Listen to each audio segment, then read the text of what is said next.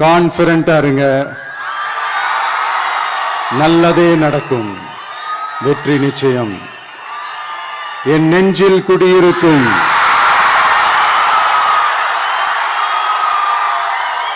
உங்கள் அனைவருக்கும், என்னுடைய தோழர்கள் தோழிகள், இந்த கிறிஸ்துமஸ் ஃபங்க்ஷனுக்கு வந்திருக்கிற மேடையில் அமர்ந்திருக்கும் என்னுடைய எல்லா சீஃப் கெஸ்டுகளுக்கும்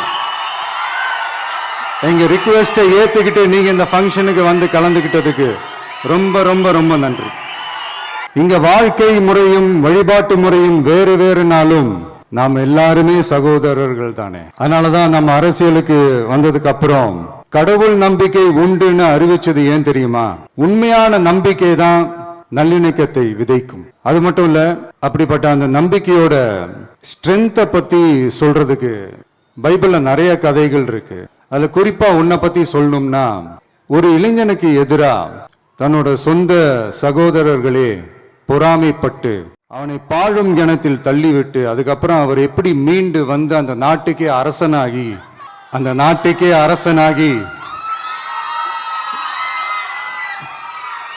தனக்கு துரோகம் செஞ்ச தன்னுடைய சகோதரர்கள் மட்டுமல்ல அந்த நாட்டையே எப்படி காப்பாத்தினாருன்னு சொல்லி இந்த மாதிரி நிறைய இன்ட்ரெஸ்டிங்கான கதைகள்லாம் பைபிள்ல இருக்கு.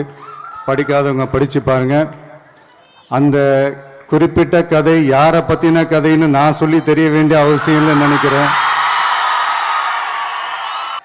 ஸோ இப்படிப்பட்ட கதைகள்லாம் நமக்கு எதை உணர்த்துது அப்படின்னா, கடவுளுடைய அருளும் மக்களை மானசீகமாக நேசிக்கிற அந்த அன்பும் அதீத வலிமையும் அதுக்கான உழைப்பும் இருந்துட்டாலே போதும், எவ்வளவு பெரிய ஒரு போராட்டமோ ஒரு போரோ இல்லை எதிரிகளையோ ஜெயிக்கலாம் அப்படின்றது தான் இந்த கதைகள்லாம் நமக்கு உணர்த்துது.